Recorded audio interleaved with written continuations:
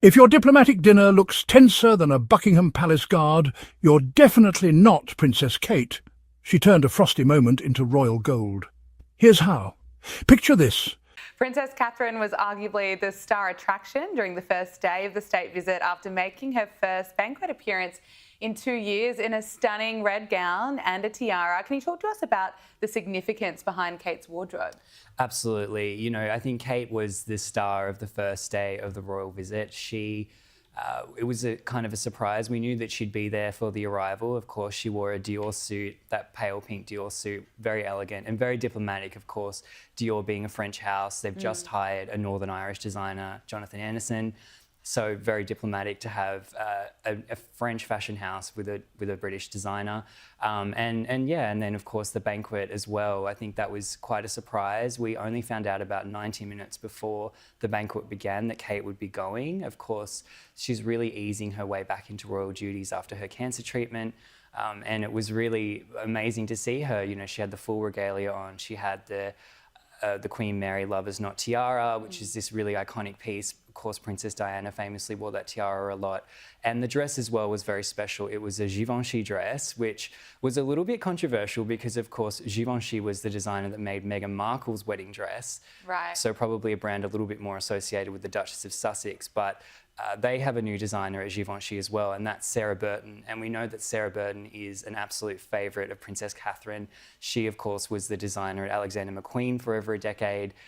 She designed Princess Catherine's wedding dress. She designed a lot of pieces that Kate wears, on repeat, essentially. So very interesting to sort of see her. I think we're going to be seeing her in a lot more Givenchy to come. But just a really wonderful start to the visit. This is the first state visit by a French president since Nicolas Sarkozy in 2008. So certainly a real show of soft power. And Kate was the star. There was a report in the Daily Beast that came out on Wednesday speaking to some of the palace insiders, and they said they were so relieved to see Kate not only there at the airport but also at the dinner, because it really draws so much positive attention and maybe away from the awkwardness with Bridget and Emmanuel Macron that we saw. I think that Kate really did save the day. Yeah, as always. The Wimbledon Grand Slam is also currently underway in the UK, with all eyes on the iconic Royal Box on Centre Court. So who have we been seeing in the box this year? Yeah, well, it's been a very star-studded year for the Royal Box at Wimbledon. Every day it's super fun to look through. There's about 80 seats inside the box, and it's often celebrities and of course royals, and not just British royals. We had, of course, Denmark's King Frederick was there earlier this week with the Duchess of Edinburgh. Of course, we saw Fergie with Princess Beatrice last week, and just yesterday, Queen Camilla made her first appearance in the box this year. So The Macrons arrive, President Emmanuel all business, Brigitte giving him the cold shoulder. Cameras catch the chill, royal watchers light up Twitter, and suddenly the vibe is less state dinner and more awkward family reunion. Enter Princess Catherine. Not only does she in a show-stopping gown, but she glides into the room, turning every head and diffusing tension like a pro. A warm smile here, a graceful nod there, and suddenly everyone's forgotten the frosty Macrons. But this isn't just about fashion, folks. Kate's poise under pressure shows she's not just playing princess, she's shaping the future of the monarchy.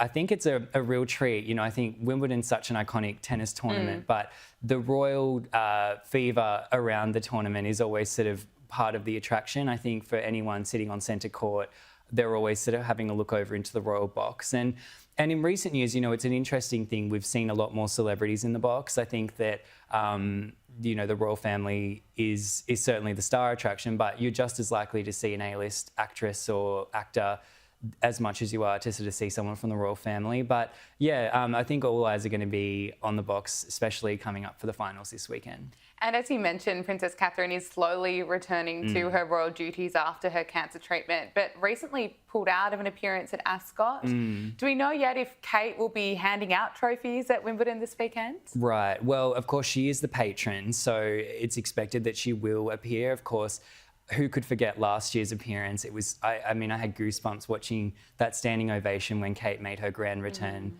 to Wimbledon amid her cancer treatment last year. It was the first time we'd seen her in months, and it was a last-minute thing again. And I think it'll be the same this year. I do believe that she will show up. I think that the fact that she's only really been present during the first day of the French visit, I think that probably suggests that she is planning to sort of conserve her energy and really focus on Wimbledon. We know it's a very important charity not charity, but a patron role that she's in, because she's a huge fan of tennis. You know, it was one of her favourite pastimes, you know, before a couple of years ago. We would see her at Wimbledon, you know, a few times every year. So I think she will rally for this. I think that she takes it very seriously, and it is very special to have the Princess of Wales handing out the trophies. So I'd be pretty confident that she'll show up, but I think it's going to be one of those things. It'll be very last minute. She'll make her entrance, and looking forward to it. So Prince William has announced that he will no longer charge rent to charities after investigation into the Duchy of Cornwall raised some eyebrows. What exactly did the investigation reveal?